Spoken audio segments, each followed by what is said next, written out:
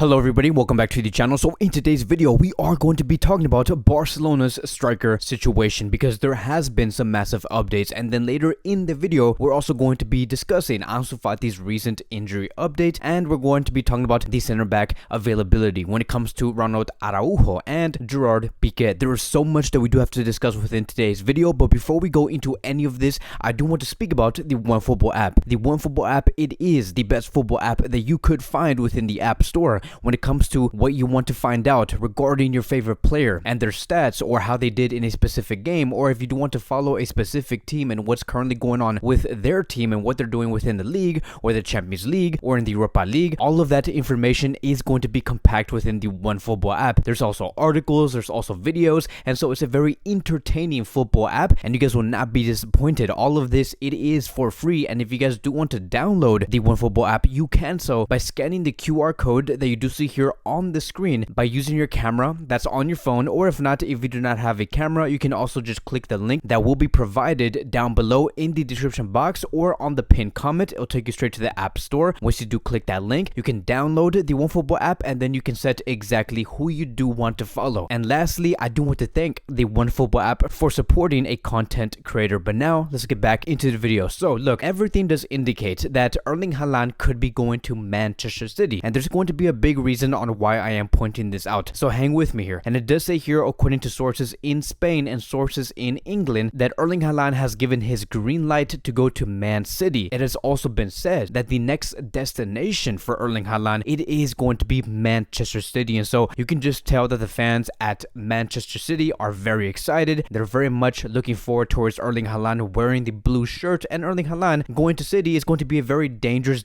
move for all parties involved, for every club, for Barcelona, for Real Madrid, for Liverpool, for Manchester United, for every team in Europe. Because the fact that we get to see Erling Haaland at Manchester City under Pep Guardiola and being backed by a great playmaker like Kevin De Bruyne, it's going to give Manchester City that edge of competitiveness within the Premier League when they do face the Liverpools, the Arsenals, the Manchester Uniteds, the Tottenhams. All of these Premier League teams, Man City are going to be having that competitive edge with the implementation of Erling Haaland. It's going to be very interesting, right? And what's also so interesting about this whole move is that if he ends up actually going to City and they do solidify a deal. Now, look, what I'm saying here is not 100% going to happen. It's just Erling Haaland is way closer to City than any other club. Yes, even Barcelona and even Real Madrid. But if he does end up going to City, that's very, very interesting, because we know that Pep Guardiola is going to be leaving City in the summer of 2023. So Erling Haaland is only going to play under Pep Guardiola for one season, and that is it. And who knows what's going to be happening next when it does come to this specific club, because we have studied many clubs before and how they do react after they have their long-term manager or their very impactful manager leave the club. For example, look at what happened to Manchester United after Alex Ferguson. Look at what happened to Barcelona after Pep Guardiola. Look at what happened to Real Madrid after Zidane did leave. Look what happened with Arsenal after Wenger did leave. Many of these clubs did experience side effects like a hangover after having so many successful years. And so Erling Haaland and the agent and the people surrounding Erling Haaland, they probably studied this case on what life is going to be like after Pep Guardiola does leave at Manchester City. I do believe that Erling Haaland was told that yes, Man City do have a manager in mind that they do want to bring after Pep. Who knows, right? All of this is just speculation, but where can you even go after Pep Guardiola? So again, it is a very interesting move. It's going to be very insightful to see how all of this does play out in about 2 or 3 years. And so in the end, this is where I'm trying to get to. The reason why I am telling you guys this information is because Barcelona were once interested in Erling Haaland. I do believe that yes, they're going to continue to push for someone like him, but now they are looking elsewhere. They are trying to prioritize a different number 9, because everything does really indicate that he could be going to Manchester City, and Barcelona are looking for a striker like Lewandowski. Barcelona are pushing for this signing. It does say here, according to Fabrizio Romano, that Barcelona will be ready to make an effort to sign Lewandowski. The player wants a contract until 2025, and he will push to leave Bayern Munich if he does not reach an agreement on a contract extension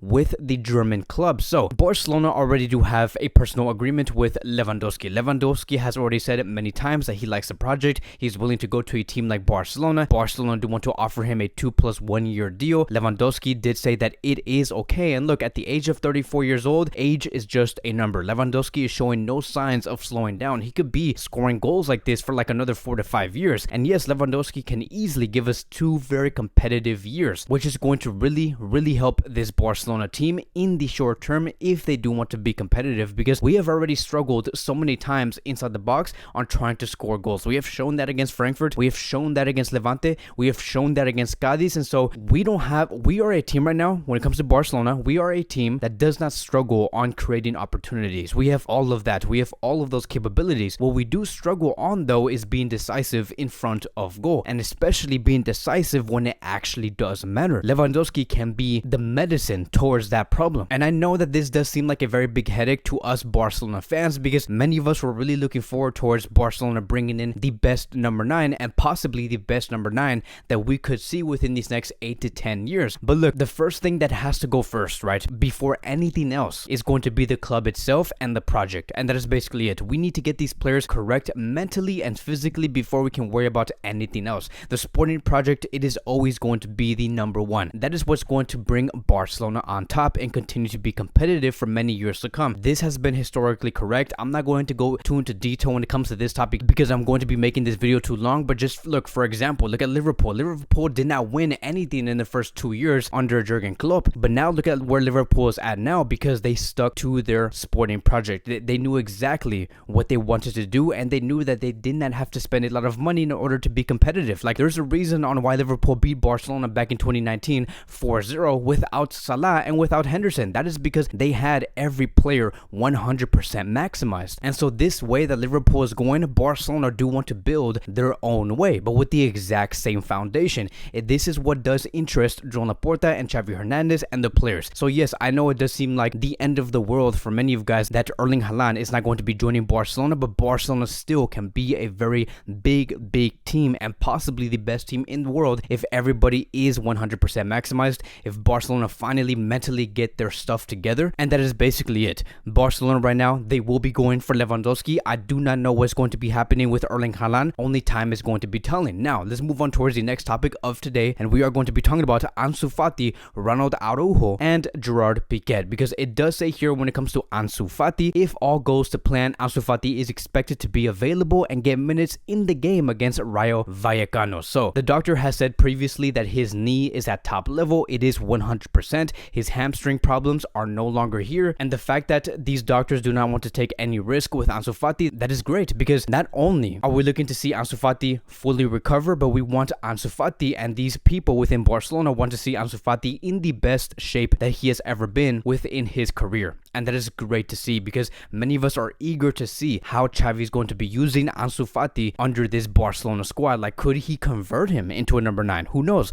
Could he be the player that benches Ferran Torres on the left wing? Or could we see a front 3 of Ansu Fati on the left, Ferran Torres as the number 9, and Dembele on the right wing? There's so many things that Xavi could do, and these next 7 games are really going to be telling us a lot. And yes, it is mandatory for Ansu Fati to do well under Xavi Hernandez for these next 7 games, because we need to do well ourselves in order for us to maintain a top 4 position. So expect Barcelona to be very competitive. Expect Xavi to really put out his best players in these last 7 games, because we are really going to need it. Now, when it comes to Ronald Araujo and Gerard Pique, it does say here, according to Javi Miguel, that Araujo will return to Xavi's lineup on Thursday for the game against Real Sociedad. Pique will be tested in Wednesday's training, which will be in a couple of hours, to see if he can play. So this is great to hear. The only reason why we did not even see Araujo in the previous game, it was because he was suspended. Gerard Pique is finally potentially coming back, and we want him to be back as soon as possible, because remember, our best moments through this season, and especially under Xavi, the reason why we had those best moments and we beat certain teams like Valencia, Sevilla, Real Madrid, and many other clubs, it was because we had a great defense in the first place,